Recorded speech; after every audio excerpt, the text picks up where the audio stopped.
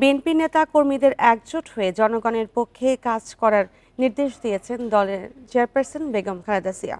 রোববার রাতে তার সঙ্গে বৈঠক শেষে সাংবাদিকদের এ কথা জানাবেন মহাসচিব মির্জা ফখরুল ইসলাম আলমগীর। তিনি জানান, ৭ জানুয়ারি লন্ডনের উদ্দেশ্যে ঢাকা ছাড়বেন খালেদা জিয়া।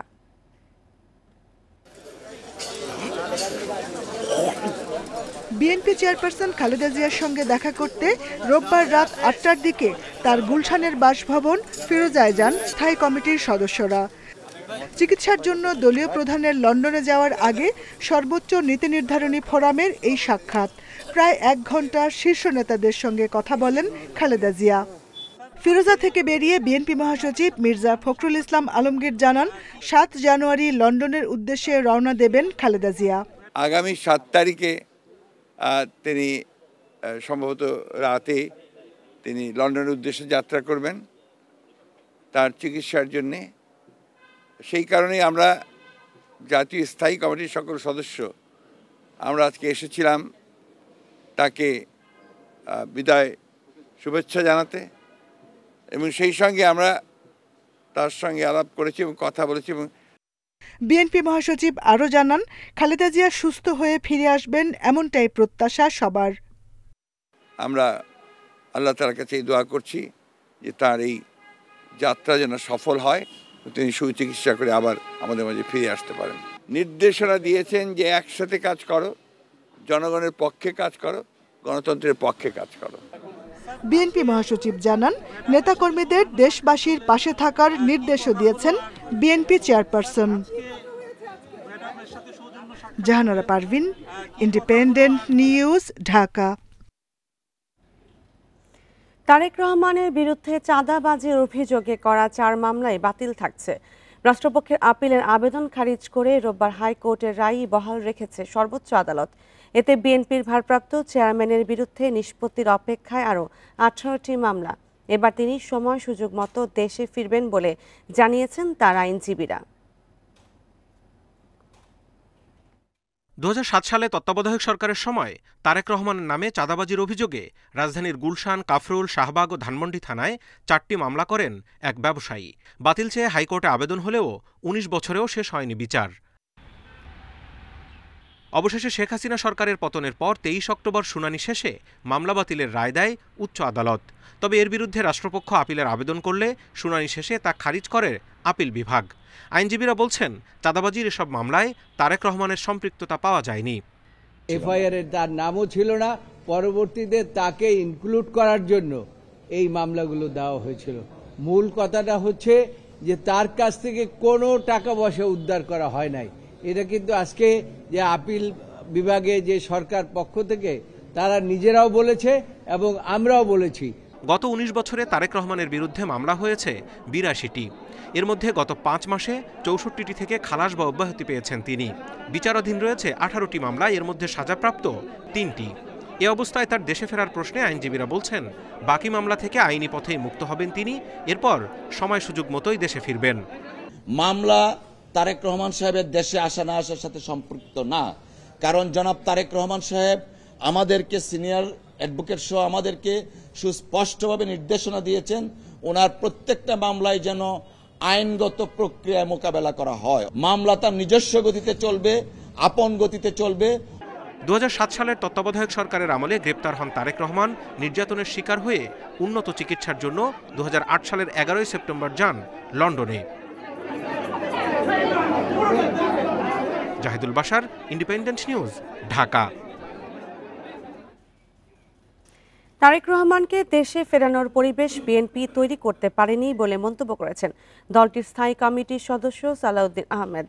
যুক্তরাজ্য ১৪ দিনের সফর শেষে দেশে ফিরে নিজেদের আত্মসমালোচনা করে তিনি কথা বলেন। সেই সাথে শিগগিরই বিএনপির ভারপ্রাপ্ত চেয়ারম্যানের ফেরার আশা প্রকাশ করেন। রোববার শাহজালাল আন্তর্জাতিক বিমানবন্দরে এসব কথা বলেন সালাউদ্দিন আহমেদ। জানান, বর্তমানে ফ্যাসিবাদ বিরোধী ঐক্য গড়ে উঠেছে। ফ্যাসিবাদী শক্তি আবারও যাতে মাথা চাড়া দিতে না পারে সেজন্য সবাইকে ঐক্যবদ্ধ হওয়ার আহ্বান জানিয়েছেন তারেক রহমান। সালাউদ্দিন আহমেদ বলেন, দেশকে গণতান্ত্রিক প্রক্রিয়ায় নিয়ে যাওয়ার জন্য জাতীয় ঐক্যের ভিত্তিতে দ্রুত নির্বাচন দেওয়া প্রয়োজন। বলেন, নতুন রাজনৈতিক দলকে সবসময় স্বাগত জানায় বিএনপি, তবে সেটা যেন কিংস পার্টির মতো না হয়।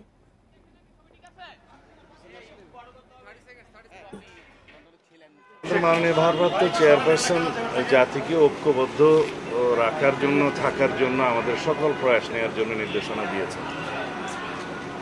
অন্যথায় ফেসিবাদ বিরোধী শক্তি এবং তাদের দোসররা আশকারা পেতে পারে সেটা আমরা বুঝতে পেরেছি। ইতিমধ্যে সেরকম বিভিন্ন কর্মকাণ্ড জাতি প্রত্যক্ষ করেছে। আমরা মনে করি ওনাকে নিয়ে আসার জন্য সম্পূর্ণ পরিবেশ আমরা সৃষ্টি করতে পারিনি, সেজন্য অল্প কিছু সময় লাগবে, অতি অবশ্যই আসবে না। রংপুরে আবু সাইদ হত্যায় জড়িত থাকার অভিযোগে বেগম রোকেয়া বিশ্ববিদ্যালয়ের ৭১ শিক্ষার্থীকে সেমিস্টার ড্রপ সহ আইনানুগ ব্যবস্থা গ্রহণের সিদ্ধান্ত নিয়েছে বিশ্ববিদ্যালয় কর্তৃপক্ষ। রোববার বিকেলে সংবাদ সম্মেলনে বিশ্ববিদ্যালয়ের উপাচার্য অধ্যাপক ডক্টর শওকত আলী শনিবার রাতে বেগম রোকেয়া বিশ্ববিদ্যালয়ের ১০৯তম সিন্ডিকেট সভা অনুষ্ঠিত হয়। এতে আবু সাইদ হত্যার ঘটনায় জড়িত ৫৬ শিক্ষার্থীকে কারণ দর্শানোর নোটিশ দেওয়া হয়। এছাড়া তদন্তে আরও ১৫ শিক্ষার্থী সম্পৃক্ততা পাওয়ায় তাদের কারণ দর্শানোর নোটিশ দেওয়া হয়, কিন্তু কেউ এর জবাব দেয়নি। সভায় ওই ১৫ জনের বিরুদ্ধে আইনানুগ ব্যবস্থা ৩৩ জনকে ২ সেমিস্টার এবং ২৩ জনকে ১ সেমিস্টার ড্রপের সিদ্ধান্ত হয়। এদের বেশিরভাগই নিষিদ্ধ সংগঠন ছাত্রলীগের সদস্য।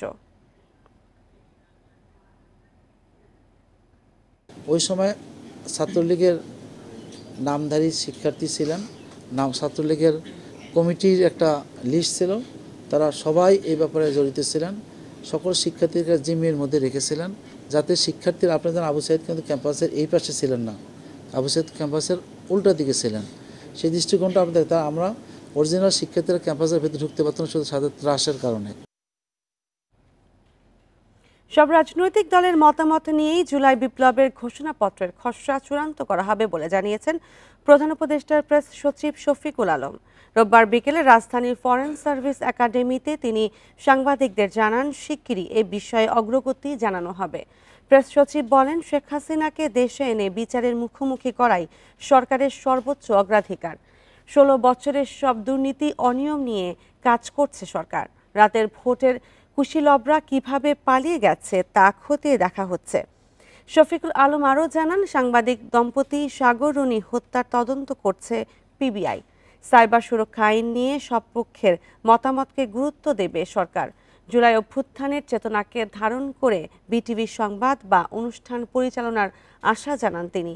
বলেন, ৫ মাসে গণমাধ্যম যতটুকু স্বাধীন রয়েছে তা আগে কখনোই ছিল না। এটা নিয়ে কথাবার্তা হচ্ছে এবং এটা নিয়ে সামনে পলিটিক্যাল পার্টিগুলোর সাথেও কথাবার্তা হবে এবং আমরা আশা করছি যে আপনারা এই বিষয়ে সামনে আরো ডেভেলপমেন্ট দেখবেন।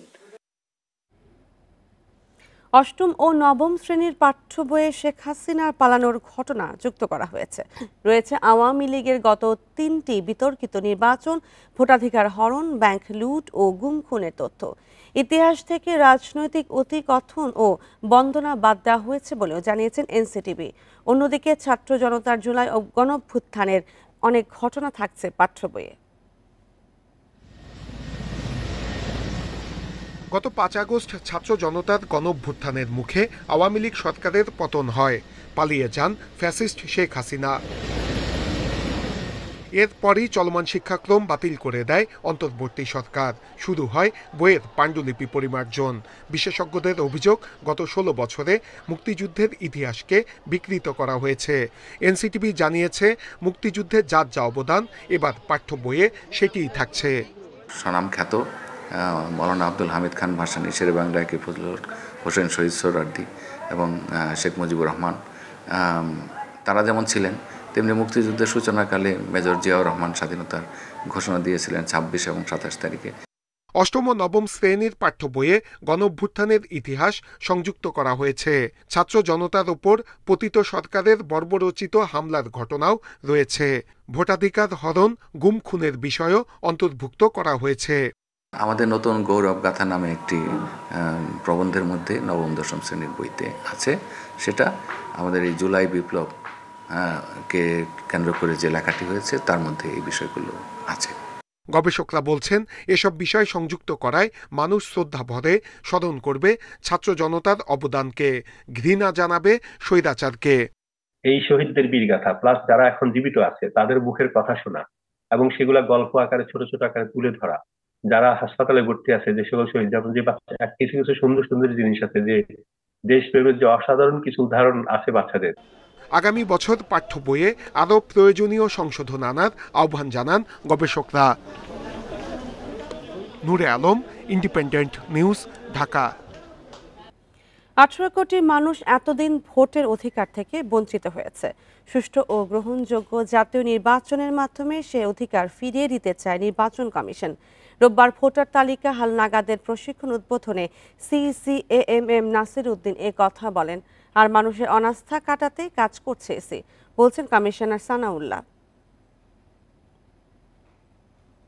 আমাদের ভোটার সংখ্যা গত 2 জানুয়ারি খসড়া ভোটার তালিকা প্রকাশ করেছে নির্বাচন কমিশন। নতুন প্রায় 18 লাখ ভোটার যুক্ত হয়ে ভোটারের সংখ্যা বর্তমানে 12,36,83,512 জন।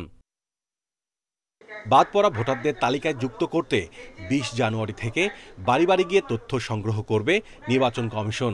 এই উপলক্ষে রোববার রাজধানী নির্বাচন কমিশনে তথ্য সংগ্রহকারী ও সুপারভাইজারদের প্রশিক্ষকদের প্রশিক্ষণ উদ্বোধন করেন প্রধান নির্বাচন কমিশনার। সিইসি বলেন, জনগণ দীর্ঘদিন ভোটের অধিকার থেকে বঞ্চিত হয়েছে, সেই বঞ্চনা দূর করতে চায় নির্বাচন কমিশন।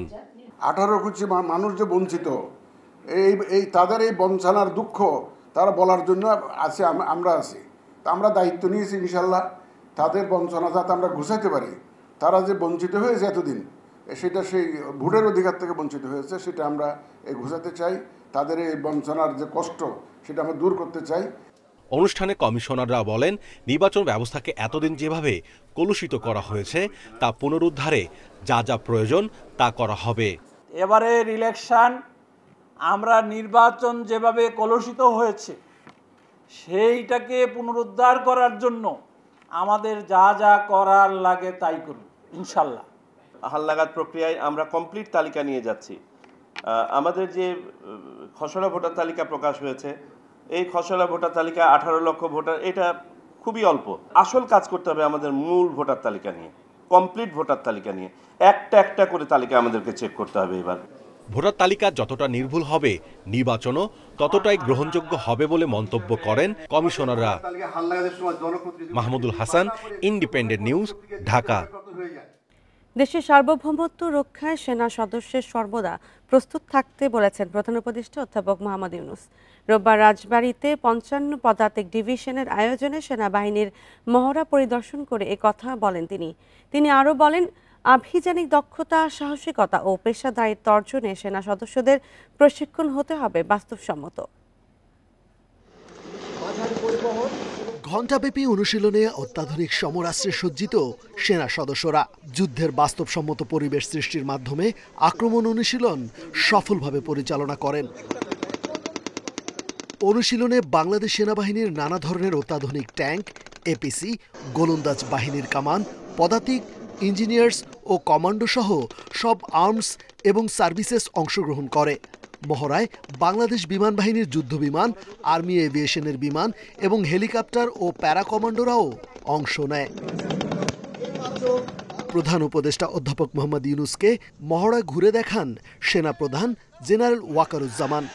যে অবস্থায় আছেন কেন, প্রয়োজনে যুদ্ধে ঝাঁপিয়ে পড়তে হয় পূর্ণ সাহস এবং পূর্ণ প্রস্তুতি নিয়ে। সেটাই একটা মহড়া হলো প্রস্তুতি হিসেবে ভবিষ্যতে বাস্তব যুদ্ধে আমাদের যা করতে হবে সেটার একটা প্রস্তুতি। যারা এটাতে অংশগ্রহণ করেছে তাদের সবাইকে অভিনন্দন জানাচ্ছি, সবাই আমরা হাততালি দিলাম তাদের। প্রধান উপদেষ্টা জানান, রাষ্ট্রের যে কোনো প্রয়োজনে সেনাবাহিনী গুরুত্বপূর্ণ ভূমিকা পালন করে আসছে। আধুনিক ও যুগোপযোগী প্রশিক্ষণের মাধ্যমে যে কোনো যুদ্ধ পরিস্থিতি মোকাবিলায় প্রস্তুত থাকার আহ্বান জানান তিনি। যুগোপযোগী প্রশিক্ষণের মাধ্যমে আভিযানিক দক্ষতা অর্জন করে দেশের সার্বভৌমত্ব রক্ষায় বাংলাদেশ সেনাবাহিনীর সদস্যগণ সর্বদা প্রস্তুত থাকে। সেই লক্ষ্যে সেনা সদস্যদের প্রশিক্ষণ করতে হবে বাস্তবসম্মত। আমি নিশ্চিত বাংলাদেশ সেনাবাহিনীর প্রশিক্ষণের এই লক্ষ্যকে সামনে রেখেই এগিয়ে চলেছে। সেনাবাহিনী ও বিমান বাহিনীর সক্ষমতা সম্পর্কে আত্মবিশ্বাসের কথা জানিয়ে অনুশীলনে অংশগ্রহণকারী সেনা সদস্যদের দক্ষতা ও প্রশিক্ষণের প্রশংসা করেন প্রধান উপদেষ্টা। রেজওয়ানুল হক, ইন্ডিপেন্ডেন্ট নিউজ, ঢাকা। এবার লন্ডনে টিউলিপ সিদ্দিকের বোন আজমিনা সিদ্দিকের বিনামূল্যে ফ্ল্যাটের সন্ধান মিলেছে। যুক্তরাজ্যের সংবাদ মাধ্যম দ্য সানডে টাইমসের এক প্রতিবেদনে এ তথ্য জানানো হয়েছে। এতে বলা হয়, টিউলিপ উত্তর লন্ডনের হ্যামস্টেডের ফিঞ্চেল রোডে এই ফ্ল্যাটে ছিলেন। সেটি তার পরিবারকে দিয়েছেন সাবেক প্রধানমন্ত্রী শেখ হাসিনার এক মিত্র। 2009 সালে আজমিনাকে বিনামূল্যে এই ফ্ল্যাটটি হস্তান্তর করেন শেখ হাসিনার সরকারের ঘনিষ্ঠ ও বাংলাদেশি আইনজীবী মঈন গনি। যুক্তরাজ্যের ভূমি নিবন্ধন সংক্রান্ত নথিপত্রে বলা হয়, আর্থিক কোনো মূল্য ছাড়াই ফ্ল্যাটটি আজমিনাকে দেওয়া হয়। 2012 সালের মার্চ থেকে 2016 সালের মে মাস পর্যন্ত বিভিন্ন নথিতে ঠিকানা হিসেবে ফ্ল্যাটটি তালিকাভুক্ত করেন টিউলিপ।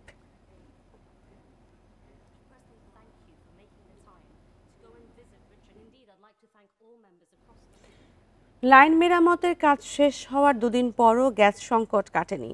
তিতাস বলছে, ঢাকার দিনের চাহিদা 230 থেকে 240 মিলিয়ন ঘনফুট গ্যাস, কিন্তু পেট্রোবাংলা সরবরাহ করছে 180 থেকে 190 মিলিয়ন ঘনফুট, যার প্রভাব পড়েছে বাসা, বাড়ি ও কারখানায়।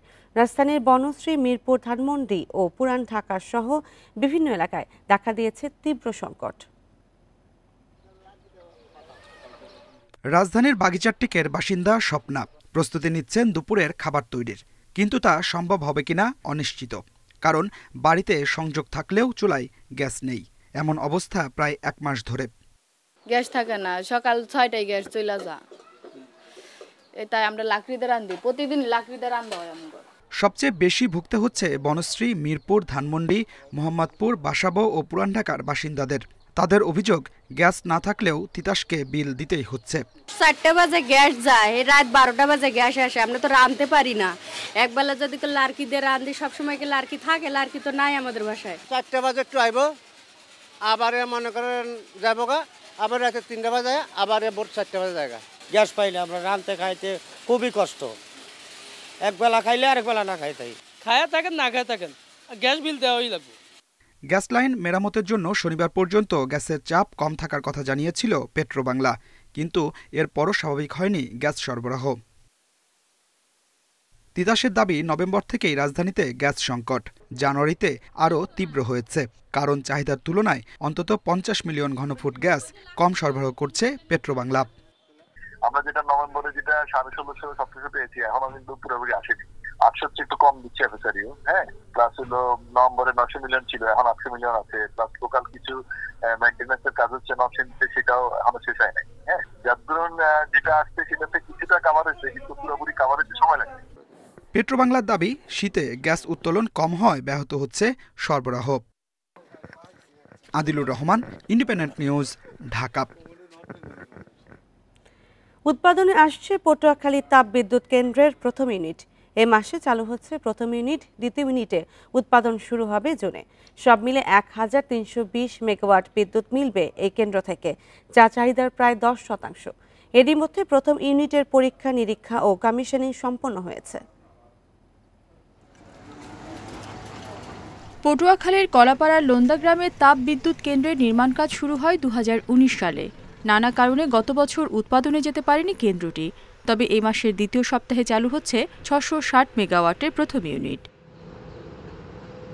এর মধ্যে ট্রান্সমিশন লাইন থেকে শুরু করে কয়লা পরিবহনের জেটি নির্মাণ শেষ। কর্তৃপক্ষ বলছে, প্রথম ইউনিটে আপাতত পরীক্ষামূলক উৎপাদন শুরু হচ্ছে, বাণিজ্যিকভাবে শুরু মার্চে। আমাদের দ্বিতীয় ইউনিট থেকে আরো 660 মেগাওয়াট বিদ্যুৎ বাণিজ্যিকভাবে আমরা জুন মাসের মধ্যে জাতীয় গ্রিডে সংযুক্ত করতে পারবো। আমরা আশা করছি জাতীয় গ্রিডে যে বিদ্যুৎ সরবরাহ দিতে পারবো, তাতে দেশের সার্বিক বিদ্যুৎ চাহিদার 10% চাহিদা আমরা পূরণ করতে পারবো। উৎপাদন চালু রাখার জন্য 1,25,000 টন কয়লা মজুত করা হয়েছে। এই মাসে আরও আসবে 1,65,000 টন। এই কেন্দ্র থেকে উৎপাদিত বিদ্যুতের প্রতি ইউনিটের দাম পড়বে 9 টাকা। আমাদের 2টা কোলিয়ার্ড আছে, তো এই পুরো সিস্টেমটাই কিন্তু কাভার্ড। তো এটা হচ্ছে পরিবেশের সাথে কোনোভাবে, অ্যাম্বিয়েন্ট এয়ারের সাথে কোনোভাবে এটা যেন মিক্স হতে না পারে, এই কারণেই আসলে ফুল সিস্টেমটা আমরা কাভার করে ওইভাবেই ডিজাইন করা। বর্তমানে দেশে কয়লাভিত্তিক বিদ্যুৎ কেন্দ্রগুলোর সক্ষমতা ৫,৯৯২ মেগাওয়াট। পটুয়াখালী তাপবিদ্যুৎ কেন্দ্র পুরোপুরি চালু হলে দাঁড়াবে ৭,৩১২ মেগাওয়াট। Independent news. আর এ নিয়ে আরো জানাতে কুয়াকাটা থেকে যুক্ত হচ্ছেন সহকর্মী ফরিদ উদ্দিন আক্তার। ফরিদ, মাসের দ্বিতীয় সপ্তাহে তো বিদ্যুৎ কেন্দ্রটির প্রথম ইউনিট উৎপাদনে আসছে, এখন বিদ্যুৎ বিভাগের প্রস্তুতি কি? 2019 সালের 31 আগস্ট কলাপাড়া উপজেলায় লোন্দা গ্রামের 915 একর জমির উপর বাংলাদেশ রাষ্ট্রায়ত্ত প্রতিষ্ঠান রুরাল পাওয়ার কোম্পানি লিমিটেডের RPCL, চীনের রাষ্ট্রায়ত্ত প্রতিষ্ঠান নরিনকো ইন্টারন্যাশনাল পাওয়ার কোম্পানি লিমিটেডের যৌথ বিনিয়োগে RMPL পটুয়াখালী 1320 মেগাওয়াট এই বিদ্যুৎ কেন্দ্রটির নির্মাণ কাজ শুরু করা হয়। এই নির্মাণ কাজের ব্যয় ধরা হয়েছে 27,000 কোটি টাকা। গত বছর এই বিদ্যুৎ কেন্দ্রটি উৎপাদনে আসার কথা থাকলেও করোনা ও রাজনৈতিক অস্থিরতার কারণে তা সম্ভব হয়নি। তবে এই জানুয়ারি মাসে 14 থেকে 15 তারিখের মধ্যেই পরীক্ষামূলকভাবে এই বিদ্যুৎ কেন্দ্রটি প্রথম ইউনিট অর্থাৎ 660 মেগাওয়াট উৎপাদনে শুরু করতে চায় কর্তৃপক্ষ। আর জুনে দ্বিতীয় ইউনিট বাকি 660 মেগাওয়াট বিদ্যুৎ উৎপাদন করার পরিকল্পনা রয়েছে কর্তৃপক্ষের। ইতিমধ্যে পার্শ্ববর্তী উপজেলার আমতলীতে 400 কেবি সুইচিং স্টেশন ও 20 কিলোমিটার দীর্ঘ ট্রান্সমিশন লাইন নির্মাণ করা হয়েছে। ইতিমধ্যে পায়রা 1320 মেগাওয়াট তাপবিদ্যুৎ কেন্দ্রের শাটডাউন শেষে এই স্টেশনটি ব্যাকফিট পাওয়ার রিসিভ করা হয়েছে। এছাড়া জেটি নির্মাণ, টারবাইন চুল্লি, cold star, steel structure, boiler, transformer ও জেনারেটর স্থাপন, turbine, rolling, chemical, tube clean সহ যাবতীয় কাজ শেষ করা হয়েছে। মোট কথা বিদ্যুৎ কেন্দ্রটি 660 মেগাওয়াট প্রথম ইউনিটের বিদ্যুৎ উৎপাদন জুন পুরোপুরি প্রস্তুত শুরু হয়েছে। পরিবেশ বান্ধব এই কেন্দ্রটি উৎপাদনের শুরুর লক্ষ্যে চলছে শেষ মুহূর্তের মহাকর্মযজ্ঞ। ব্যস্ত সময় পাস করেছেন প্রকৌশলী সহ কর্মকর্তা কর্মচারীরা। আমি আপনাকে আরেকটি বিষয় জানিয়ে রাখি, এখানকার কর্মকর্তারা জানিয়েছেন রামনাবাদ নদীর তীরে বিদ্যুৎ এই কেন্দ্রটির 92% কাজ শেষ হয়েছে। বিদ্যুৎ কেন্দ্রের উৎপাদন চালু রাখার জন্য এই 1,25,000 মেট্রিক টন কয়লা তাদের কোল্ড স্টোরে মজুত রয়েছে। এছাড়া এ মাসের মধ্যেই 3টি জাহাজ আর 1,65,000 মেট্রিক টন কয়লা আসবে বলে জানিয়েছেন। কয়লাভিত্তিক এই বিদ্যুৎ কেন্দ্রটি পরিবেশ বান্ধব হওয়ায় কোনো ক্ষতিকর প্রভাব পড়বে না। এছাড়া এই বিদ্যুৎ কেন্দ্রটি উৎপাদনে জি, কুয়াকাটা থেকে যুক্ত হয়েছিলেন সহকর্মী ফরিদ উদ্দিন আক্তার। রাজনৈতিক ও অর্থনৈতিক অস্থিরতার মধ্যেও চলতি অর্থ বছরের প্রথম 6 মাসের রেকর্ড রাজস্ব আদায় করেছে চট্টগ্রাম কাস্টমস হাউস। গতবারের একই সময়ের তুলনায় এবার প্রায় 2,382 কোটি টাকা বেশি রাজস্ব আদায় হয়েছে। আমদানি রপ্তানি সংশ্লিষ্টরা বলছেন, কাস্টমস হাউসের অনলাইন প্রক্রিয়ার নানা ত্রুটির কারণে ভোগান্তি পিছু ছাড়ছে না তাদের।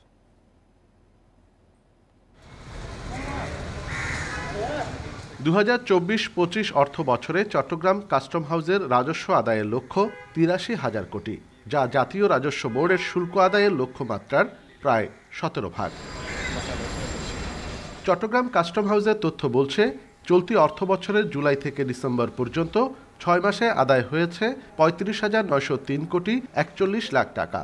গত অর্থ বছরে একই সময়ে আয় ছিল 33,521 কোটি 31 লাখ টাকা। গতবারের চেয়ে বেশি আদায় হয়েছে 2,382 কোটি 10 লাখ টাকা। সংশ্লিষ্টরা বলছেন, অর্থ বছরের শুরু থেকে দেশের সামগ্রিক অর্থনীতি নিম্নগামী। গেল বছরের চেয়ে আমদানি কমেছে খাদ্যশস্য 7 ভাগ, শিল্প কারখানার যন্ত্রপাতি 25 ভাগ, সার 30, তেলজাতীয় পদার্থ 13 ভাগ। তবে আমদানি কমলেও বেড়েছে শুল্ক আদায়। গত বছর নভেম্বর মাসে আমাদের যেই পরিমাণ জাহাজ এসেছিল, এই বছর নভেম্বর মাসে তার জাস্ট 50% জাহাজ আমাদের এসেছে। সো আমদানির পরিমাণটা তো কমে গিয়েছে। ডিউটি স্ট্রাকচার বৃদ্ধি পেয়েছে অথবা ট্যারিফ বৃদ্ধি পেয়েছে, সেসবের কারণে এটা বৃদ্ধি পেয়েছে আর কি। এদিকে ব্যবসায়ীরা বলছেন, বন্যা, ধর্মঘট, ডলার সংকটের পাশাপাশি কাস্টমস হাউজের সার্ভার জটিলতায় সমস্যায় পড়েছেন তারা। এতে বড় অঙ্কের লোকসান গুনতে হয় তাদের। বিরূপ পরিস্থিতিতেও এই প্রবৃদ্ধিটুকু আমরা মনে করছি এটা একটু আমাদের জন্য ইতিবাচক। ডলারের মূল্য বৃদ্ধি পেয়েছিল, এখনও বর্ধিত আছে। এই কারণেও কিন্তু ধরেন রাজস্ব আদায় বেড়েছে পণ্য আমদানি কম হলেও। ব্যাকআপ সার্ভার সবসময় থাকা উচিত প্রত্যেকটা জায়গায়, না হলে কারণ এটা ক্রাশও হতে পারে, এটা হ্যাক হতে পারে, অনেক কিছু হতে পারে। সেজন্য একটা ব্যাকআপ সার্ভার থাকলে ওটা আপগ্রেডেশন হওয়া পর্যন্ত যাতে ওই ব্যাকআপ সার্ভারটা দিয়ে যাতে চালিয়ে নিয়ে যেতে পারে। রাজস্ব আদায়ে সবচেয়ে বেশি প্রবৃদ্ধি হয়েছে ডিসেম্বরে, যা প্রায় 6,500 কোটি টাকা।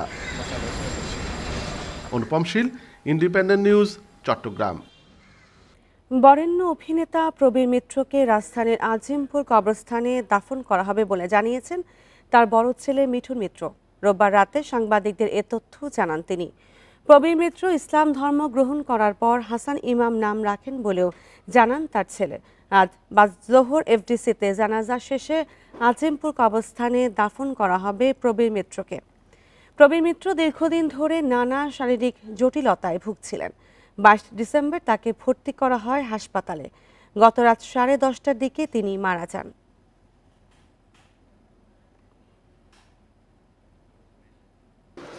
বাবার পরে যদি তার ভালোবাসা পেয়ে থাকি, স্নেহ পেয়ে থাকি, সেটা আনোয়ার হোসেন, তারপরে প্রবীর মিত্র। নামাজে জানাজা এফডিসির মসজিদে অনুষ্ঠিত হবে, আর বাদ-জোহর অনুষ্ঠিত হবে, এবং ওখান থেকে আমরা চ্যানেল আইতে একটা বোধহয় একটা অনুষ্ঠান হবে, ওখান থেকে তারপরে আমরা আজিমপুর কবরস্থানে ওনাকে দাফন করব। সৌদি তেল কোম্পানি আরামকো ও দক্ষিণ কোরিয়ার স্যামসাং বিনিয়োগ করতে চেয়েছিল, কিন্তু বিগত সরকার তাদের স্বাগত না জানিয়ে বিমানবন্দর থেকে তাড়িয়ে দিয়েছিল। এমন তথ্য দিলেন অর্থ উপদেষ্টা। সৌদি রাষ্ট্রদূত অভিযোগ করেছেন বিদেশি বিনিয়োগকারীদের পথে বাধা তৈরি করত আওয়ামী লীগ। রোববার দুপুরে পররাষ্ট্র মন্ত্রণালয়ের এক অনুষ্ঠানে তারা এসব কথা বলেন। বাংলাদেশ ও সৌদি আরবের মধ্যে বহুমাত্রিক সম্পর্ক ও সম্ভাবনা নিয়ে প্রতিবেদন প্রকাশ করেছে পররাষ্ট্র মন্ত্রণালয়। এতে পররাষ্ট্র উপদেষ্টা জানান, বিগত সরকার বিনিয়োগ বান্ধব দাবি করলেও তা ছিল কথার কথা। অনুষ্ঠানে সৌদি রাষ্ট্রদূত বলেন, দুদেশের সম্পর্ক এখনো জনশক্তি রপ্তানিতে সীমাবদ্ধ রয়েছে। তিনি অভিযোগ করেন, সৌদি আরব বাংলাদেশে বিনিয়োগ বাড়াতে চায়, কিন্তু বিগত সরকার তা হতে দেয়নি। আমলাতান্ত্রিক জটিলতার কারণে ফিরে গেছেন অনেক ব্যবসায়ী। Aramco, as my brother said, came between 2016 সাল থেকে অন্তত 3 বার বাংলাদেশে বিনিয়োগ করতে চায় বিশ্বের সবচেয়ে বড় তেল কোম্পানি আরামকো, কিন্তু বিগত সরকার তাদের স্বাগত জানায়নি। শুধু তাই নয়, সে সময় কিছু মানুষ ব্যক্তি স্বার্থে বিদেশি বিনিয়োগকারীদের নিরুৎসাহিত করত, তারা দেশের কথা বিবেচনা করেনি। সৌদি রাষ্ট্রদূতের কথায় সায় দেন অর্থ উপদেষ্টাও। দেশের উন্নয়নের জন্য বিনিয়োগ বাড়ানো খুবই গুরুত্বপূর্ণ, কিন্তু বিগত সরকারের দুর্নীতি ও ভুলনীতির কারণে অনেকে ফিরে গিয়েছিলেন, যেমন সৌদি আরবের আরামকো এবং দক্ষিণ কোরিয়ার স্যামসাং কোম্পানি। এখন এসব শুধরে নিতে হবে। আর আমাদের দেশে স্যামসাংকে এয়ারপোর্ট থেকে তাড়িয়ে দিলেন। অর্থ উপদেষ্টা আরও বলেন, শেয়ার মার্কেটে অনেক কোম্পানি বিনিয়োগ করেছে। কিছু প্রতিষ্ঠানের কারখানা বন্ধ হয়ে গেলেও তাদের শেয়ারের দাম বাড়ছে। এ বিষয়ে পদক্ষেপ নিতে হবে।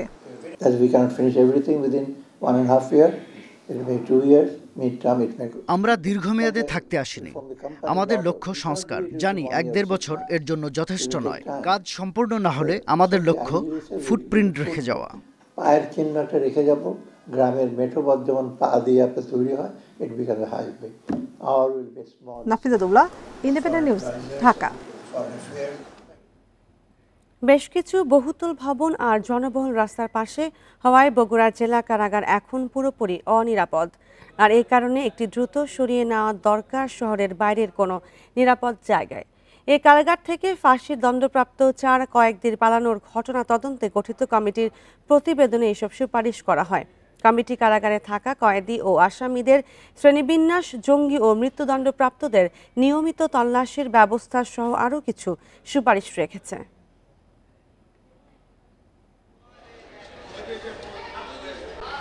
গত বছরের 25 জুন রাতে ফাঁসির দণ্ডপ্রাপ্ত 4 আসামি কারাগারের সেলের ছাদ ফুটো করে পালিয়ে যাবার পর আলোচনায় আসে বগুড়া জেলা কারাগারের নিরাপত্তার বিষয়টি।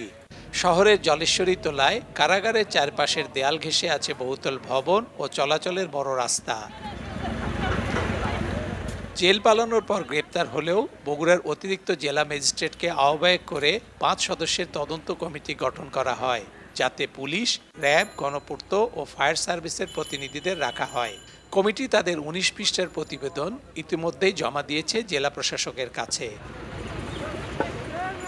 প্রতিবেদনে বলা হয়, পাশের সেলে রাখা জঙ্গিদের কাছ থেকেই জেল পালানোর ধারণা পায় কয়েদিরা। কমিটির সুপারিশে কারাগারের ওই সেলটি ভেঙে ফেলা হচ্ছে বলে জানানো হয়েছে। জাফলং সেল থেকে যে 4 জন ফাঁসির আসামি পালিয়েছিল, তো প্রত্যাশী সংস্থা জেল সুপার মহোদয় চিঠি দিয়েছে এটা অপসারণের জন্য।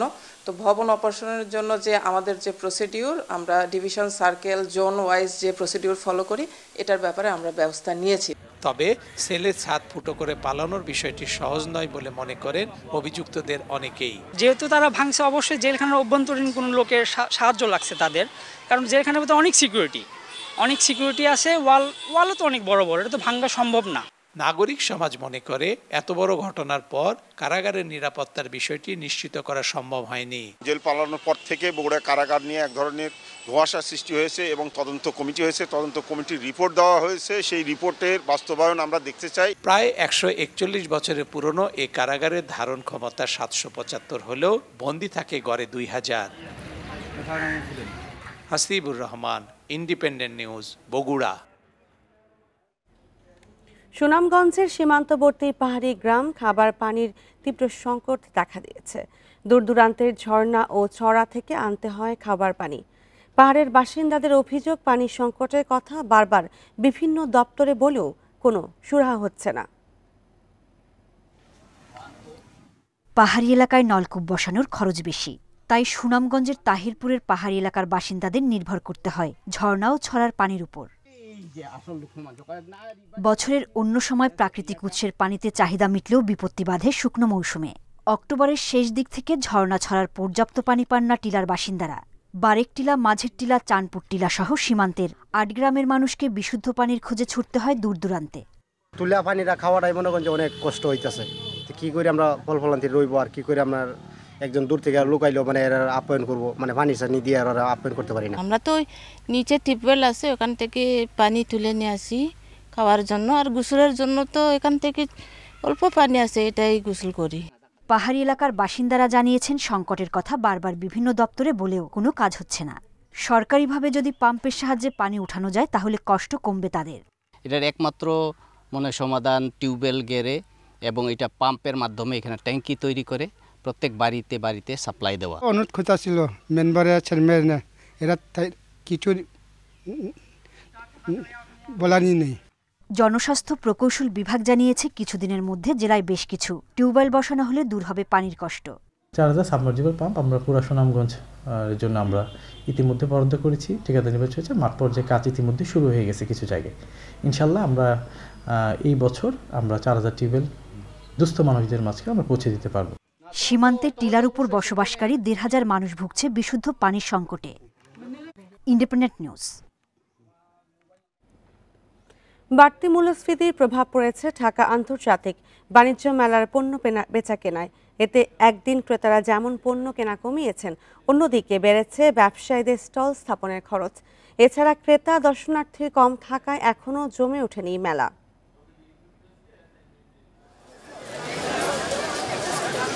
পরিবার নিয়ে ঢাকা আন্তর্জাতিক বাণিজ্য মেলায় এসেছেন বেলাল। তবে মেলায় জিনিসপত্রের বাড়তি দাম দেখে হতাশ তিনি। উচ্চ মূল্যস্ফীতির চাপে নিত্য প্রয়োজনীয় পণ্য কিনতে যেখানে হিমশিম খাচ্ছেন, সেখানে বাড়তি দাম দেখে অন্যান্য পণ্য কেনার আগ্রহ নেই ভোক্তাদের। অনেক কিছু কিনতে ইচ্ছে করছে, কিন্তু দেখা যাচ্ছে দামটা ক্রয় ক্ষমতার ভিতরে থাকছে না, সেটা হয়তো পছন্দ করে চলে যাচ্ছে, কিনতে পারছি না। এই ধরনের একটা প্রভাব তো পড়ছে। অনেক কিছু আসলে দাম বেশি, যেমন রাইস কুকার, প্রেসার কুকার, এগুলো তো আসলে একটু দাম ওঠানামা করে, একটু বেশি দাম। গত বছর যে জিনিসগুলা 100 টাকা বা 120 টাকা কিনছি, এটা 130 টাকা, 40 টাকা বা 150 টাকা। ক্রেতাদের অভিযোগ, মেলায় ব্যবসায়ীরা বেশি দাম নিচ্ছেন, আবার অনেকেই বিক্রি করছেন নিম্নমানের পণ্য। এবারের মেলায় মোট 362টি স্টল ও প্যাভিলিয়ন বসবে। মূল্যস্ফীতির চাপ এসব ব্যবসায়ীদের উপরও পড়ছে। তারা বলছেন, কয়েকগুণ বেড়েছে স্টল বসানোর খরচ। গত বছরের তুলনায় এবার একটু সামান্য বেশি হয়েছে মূল্যস্ফীতির কারণে। আমাদের স্টলটা গতবারের থেকে অনেকটা বড় করা হয়েছে এবং খরচটাও অনেকটা বেশি হয়েছে। বর্তমানে মূল্যস্ফীতির কারণে তারা একটা প্রেশারের মধ্যে আছে সবকিছু আর কি, এটার জন্যই আর কি এই পরিস্থিতিটা দাঁড়াচ্ছে।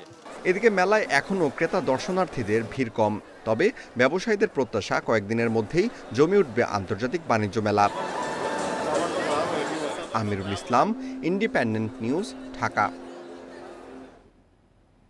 আসন্ন রমজানে তেল চিনির মতো ভোগ্যপণ্যের কোনো ঘাটতি হবে না, সরবরাহ ঠিক রাখতে সব ধরনের প্রস্তুতি নেওয়া হয়েছে বলে দাবি মেঘনা গ্রুপের চেয়ারম্যান ও ব্যবস্থাপনা পরিচালক মোস্তফা কামালের। বলেন, মিল পর্যায়ে সিন্ডিকেটের কোনো সুযোগ নেই, তবে খুচরা বাজারে বাড়তি মুনাফা করা হয়। এক্ষেত্রে সরকারি নজরদারি ও তদারকি বাড়ানোর তাগিদ তার। দেশের ভোগ্যপণ্যের বাজারে পরিচিত নাম ফ্রেশ। ভোজ্য তেল, চা, চিনি, আটা, ময়দা সহ কয়েক ডজন পণ্যের বাজারজাতকারী মেঘনা শিল্প গ্রুপের ব্র্যান্ড ফ্রেশ। নতুন নতুন পণ্য নিয়ে দেশে বিদেশে বাজার সম্প্রসারণ করছে প্রতিষ্ঠানটি। প্রতিবারের মতো এবারও আসন্ন রমজান উপলক্ষে ভোগ্যপণ্য আমদানি ও বাজারজাতে বাড়তি গুরুত্ব রাখছে তারা। 50 বছরে পদার্পণ উপলক্ষে ইন্ডিপেন্ডেন্ট টেলিভিশনের মুখোমুখি হন মেঘনা গ্রুপের চেয়ারম্যান। যে সমস্ত আইটেম আমদানি নির্ভর, সেখানে আমদানির উপর ডিপেন্ড করে। তো এটা আল্লাহর রহমতে একটা ভালো ইয়া যে বিশ্ববাজারে অনেক কিছুর দাম কমে আসছে, সহনীয় হয়েছে। দাম কম বেশি হতে পারে, বাট মাল পাওয়া যায় না এমন কোনো কিছু দেখেন নাই। আর রমজানও ইনশাল্লাহ আশা করি এই ধরনের কোনো সমস্যা হবে না।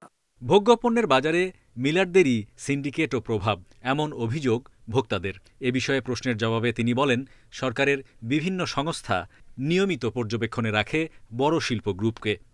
ভোক্তা পর্যায়ে হয়তো বিভিন্নখানে কোনো রকম কিছু আছে কিনা আমার জানা নাই। ভোক্তা পর্যায়ে সরকারকে আরেকটু খুচরা লেভেলে, কারণ আমাদের হোলসেল প্রাইস থেকে এখনও খুচরা লেভেল অনেক বেশি। যেমন কালকে পত্রিকায় লিখছে যে চিনি আমরা 114 টাকা বিক্রি করি, খুচরা এখনও 20-25 টাকার নিচে পাওয়া যাচ্ছে না। তো পার কেজিতে 10 টাকা 11 টাকা বেশি, এটা মনে হয় অনেক বেশি। দেশে ব্যবসার পরিবেশ এখনও চ্যালেঞ্জিং। সরকারি সেবা সংস্থাগুলোর মানসিকতা পরিবর্তন জরুরি বলে মনে করেন এই উদ্যোক্তা। ব্যবসায়ী পারমিশনের জন্য যে সমস্ত বিষয়গুলো আছে এগুলো দ্রুত করে দেওয়া। তারপরে ধরুন আমাদের দেশে অবকাঠামো, সবচেয়ে বড় কথা হলো বিদ্যুৎ, গ্যাস নাই। ইনফ্রাস্ট্রাকচার, বিদ্যুৎ, গ্যাস, রাস্তাঘাট বা আমাদের কমিউনিকেশন, এগুলোকে সঠিক না করলে আপনার খালি ধরুন আমাকে বলবেন, আমি আপনাকে ওনাকে বলবো যে ব্যবসা করো, বড় করো, কর্মসংস্থান করো, কিন্তু এটা তো একটার সাথে একটা সম্পৃক্ত আছে। মেঘনা শিল্প গ্রুপে 54টি প্রতিষ্ঠানে কাজ করে 50,000-এর বেশি শ্রমিক। বার্ষিক টার্নওভার প্রায় 40,000 কোটি টাকা। Hari Saha, independent news, Dhaka. আর এই ছিল এখনকার সংবাদে। ইন্ডিপেন্ডেন্ট টেলিভিশনের সব খবর বিস্তারিত জানতে চোখ রাখুন ফেসবুক, ইউটিউব ও এক্সে। ধন্যবাদ সবাইকে।